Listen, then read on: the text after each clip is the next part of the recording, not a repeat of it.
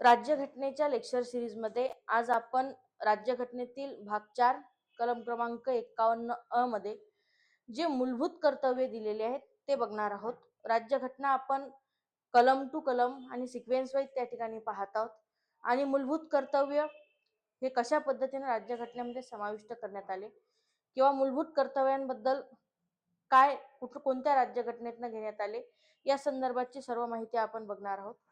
मूलभूत कर्तव्य म्हणजे काय, तर जसे आपल्याला आपल्या संविधानाने हक्क दिले, मूलभूत हक्क दिले, ज्या पद्धतीनं राज्यांना कायदा कशा पद्धतीनं केला पाहिजे याच्यासाठी राज्य धोरणाची मार्गदर्शक तत्वे केली, त्याच पद्धतीनं भारताचे नागरिक म्हणून आपण सध्या देशासाठी काही ना काहीतरी कर्तव्य करणं लागतो आणि हे कर्तव्य कशा पद्धतीचे असले पाहिजेत हे 11 कर्तव्य आपल्याला भाग क्रमांक 4 कलम क्रमांक 51 अ मध्ये त्या ठिकाणी देण्यात आलेले आहे।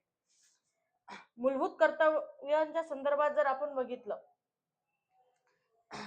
तर भारताची जी मूळ राज्यघटना आहे 26 जानेवारी 1950 रोजी जी लागू झाली त्या मूळ राज्यघटनेमध्ये मूलभूत कर्तव्य त्या ठिकाणी नव्हते।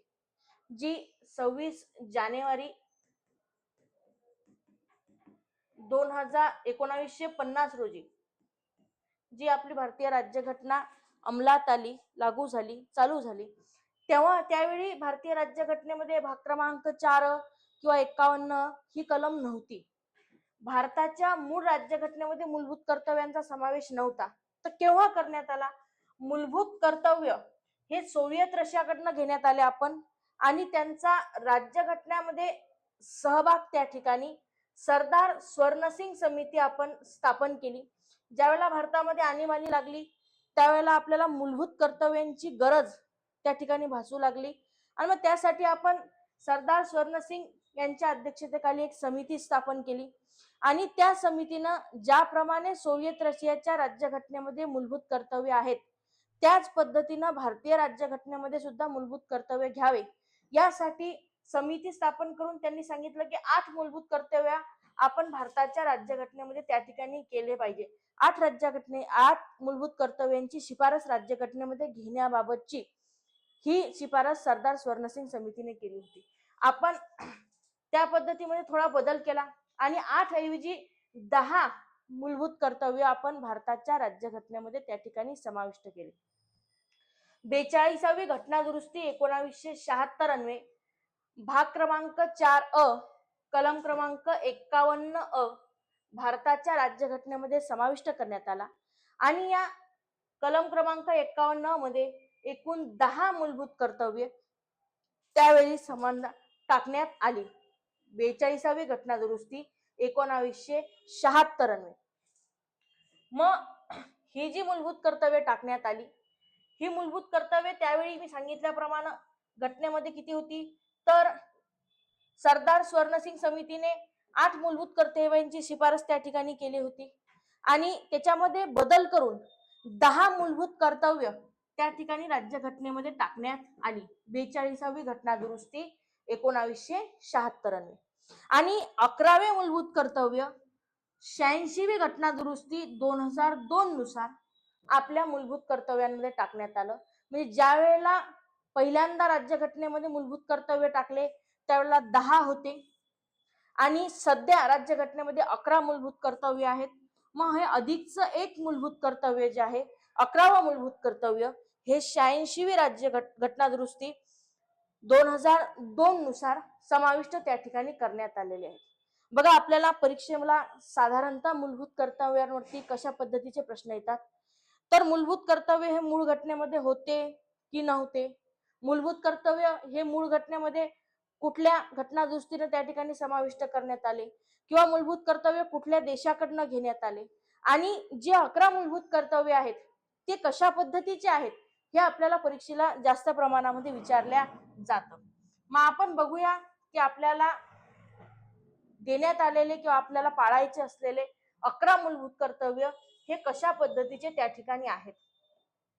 मग भारतीय घटनेमध्ये जे पहिले मूलभूत कर्तव्य दिलेले आहेत ते आपल्याला काय सांगते की घटनेचे पालन करणे आणि तिचे आदर्श संस्था, राष्ट्रध्वज, राष्ट्रगीत यांचा आदर करणे। तर नक्कीच आपण आपल्या भारतीय राज्यघटनेचा आदर करतो, तिच्यामार्फत स्थापन झालेल्या संस्थांचा आदर करतो आणि राष्ट्रगीत आणि राष्ट्रगान या दोनही गोष्टींचा आपण त्या ठिकाणी आदर करतो.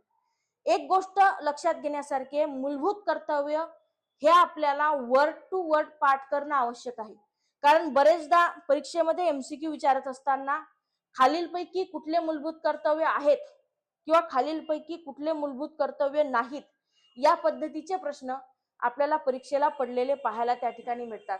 त्यामुळे विद्यार्थ्यांना एक सजेशन राहील की त्यांनी 11 मूलभूत कर्तव्य जवळपास तोंडपाठ करावे, जेणेकरून मूलभूत कर्तव्यांवरती पडलेला प्रश्न आणि त्याच्याबद्दलचे मार्क्स आपल्या हातून त्या ठिकाणी जाणार नाही. मग पहिलं मूलभूत कर्तव्य काय आहे? घटनेचे पालन करणे आणि तिचे आदर्श व संस्था, राष्ट्रध्वज, राष्ट्रगीत यांचा आदर करणे. 2 नंबरचं मूलभूत कर्तव्य काय? ज्यामुळे आपल्या राष्ट्रीय स्वातंत्र्य लढ्यात स्फूर्ती मिळाली, ज्या विचारांमुळे आपल्या स्वातंत्र्य चळवळीला स्फूर्ती मिळाली, त्या विचारांचा उदात्त आदर्श जोपासणे, ते जे विचार आहेत त्यांचे आदर्श जोपासणे आणि त्यांचे अनुसरण करणे. हे काय सांगते? 2 नंबरचं आपलं मूलभूत कर्तव्य त्या ठिकाणी आपल्याला सांगते.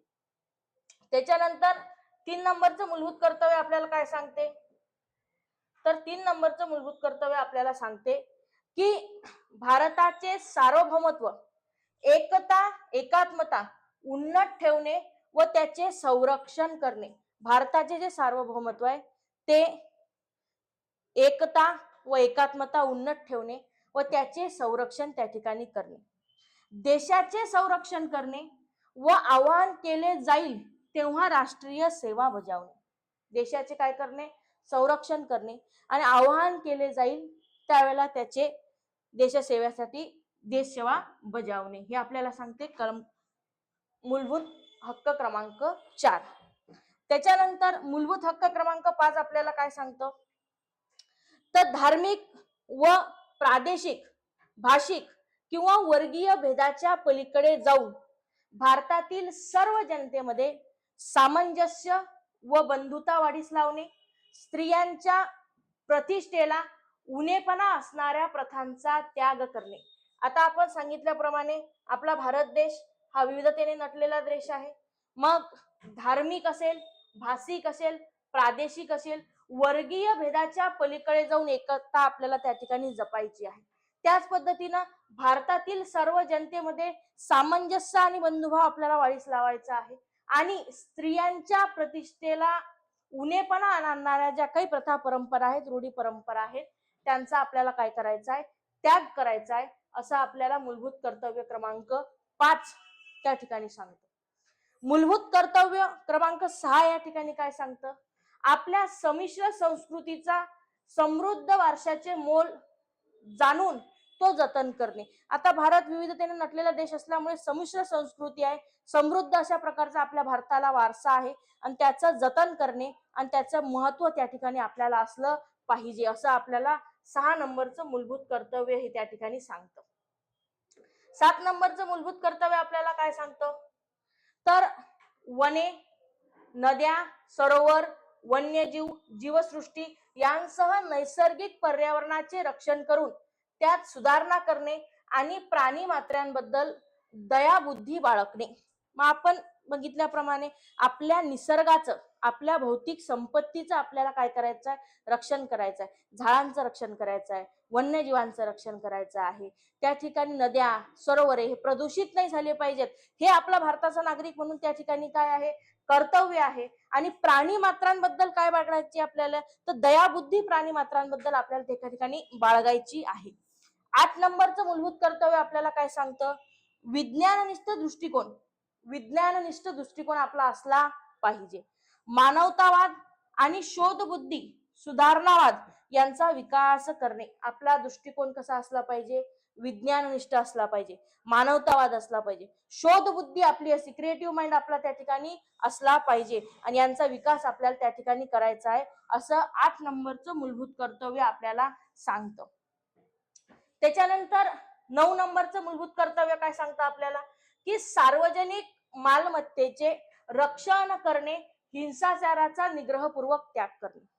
सार्वजनिक मालमत्ता म्हणजे काय? आपले बसस्थानक असतील, रेल्वे स्टेशन्स असतील किंवा सरकारी ऑफिसेस असतील, हे जेवढी सरकारच्या मालकीचे स्थानक आहेत, या सर्व स्थानकांचा आपल्याला काय करायचं आहे, तिथे स्वच्छता राखायची आहे, नीटनेटकं ठेवायचं आहे, त्यांना कुठल्याही प्रकारची हानी पोहोचेल अशा पद्धतीचं कृत्य त्या ठिकाणी आपल्याकडनं घडता कामा नाही. आणि हिंसाचाराचा काय करायचा, आपल्याला निग्रहपूर्वक त्या ठिकाणी काय करायचा आहे, त्याग करायचा आहे. 10 नंबरचं मूलभूत कर्तव्य आपल्याला काय सांगतं, राष्ट्र सतत उन्नत, सिद्ध व चढत्या श्रेणी गाठत जाईल. म्हणजे आपलं राष्ट्र उन्नत होत जाईल, चढत्या श्रेणी त्या ठिकाणी गाठत जाईल, अशा स्वरूपाचे प्रयत्न आपल्याला करायचे. अशा प्रकारचे व्यक्तिगत आणि सामुदायिक कार्याचे सर्व क्षेत्रांमध्ये आपल्याला उत्तमता संपादन करायची आहे. स्वतःची वैयक्तिक प्रगती तर करायचीच आहे, पण वैयक्तिक प्रगती बरोबरच आपण अशी प्रगती केली पाहिजे की ज्यामुळे आपल्या राष्ट्राचं नाव सुद्धा मोठं झालं पाहिजे, आपल्या राष्ट्राची उन्नती सुद्धा वाढली पाहिजे, आपल्या राष्ट्राची प्रगती त्या ठिकाणी झाली पाहिजे, असं आपल्याला कलम 10 नंबरचं मूलभूत कर्तव्य त्या ठिकाणी सांगतं. आणि सर्वात शेवटचं मूलभूत कर्तव्य जे 11 नंबरचं मूलभूत कर्तव्य आहे, जे 86वी घटना दुरुस्ती त्या ठिकाणी टाकण्यात आलेलं आहे, ते काय सांगतं की जो जन्मदाता असेल किंवा पालक असेल, त्याने आपल्या अपत्यास अथवा पाल्यास त्याच्या वयाच्या 6व्या वर्षापासून 14व्या वर्षापर्यंत शिक्षणाची संधी उपलब्ध करून देणे. आता मूलभूत हक्क शिकत असताना आपण एक गोष्ट बघितली की वयवर्ष 6 ते 14 वयोगटातील मुलांना शिक्षणाचा हक्क किंवा मोफत शिक्षण उपलब्ध करून देणे ही कोणाची जबाबदारी आहे, राज्य संस्थेची. कलम क्रमांक 21 अंतर्गत कोणाची जबाबदारी आहे, राज्य संस्थेची. आणि त्याच वेळेस समाविष्ट करण्यात आलेलं 11वं मूलभूत कर्तव्य काय सांगतं, जसं शिक्षण उपलब्ध करून देणं सरकारची जबाबदारी आहे 6 ते 14 वर्ष वयोगटातील विद्यार्थ्यांना किंवा मुलांना, त्याच पद्धतीनं त्यांचा जो कोणी जन्मदाता असेल, जो कोणी पालक असेल, त्यांनी त्यांना शाळेत घालणं, त्यांचा शिक्षणाचा अधिकार प्राप्त करून देणं, त्यांना शिकवणं, हे त्यांचे काय आहे, मूलभूत कर्तव्य आहे. मग अशा पद्धतीनं आपल्याला भारतीय जनतेला पाळायचे असतील अशी 11 मूलभूत कर्तव्य भाग क्रमांक 4 कलम क्रमांक 51 अ मध्ये त्या ठिकाणी देण्यात आलेले आहेत. मूलभूत कर्तव्यांमध्ये एक्सप्लेन करण्यासारखं असं जास्त नसतं, पण मूलभूत कर्तव्य हे आपल्या तोंडपाठ असणं मात्र गरजेचे आहेत, कारण परीक्षेमध्ये मूलभूत कर्तव्यांवरती जसेच्या तसे वर्ड टू वर्ड प्रश्न आपल्याला त्या ठिकाणी पाहायला मिळतात. मग भाग क्रमांक 4 आणि कलम क्रमांक 51 अ मध्ये जे 11 मूलभूत कर्तव्य दिलेले आहेत, हे 11ही मूलभूत कर्तव्य आपण या ठिकाणी बघितलेले आहेत. आपल्याला राज्यघटनेची ही सिरीज जर आवडत असेल तर आपण व्हिडिओ लाईक करायचा, शेअर करायचं आणि चॅनलला त्या ठिकाणी सबस्क्राईब करायचं आहे.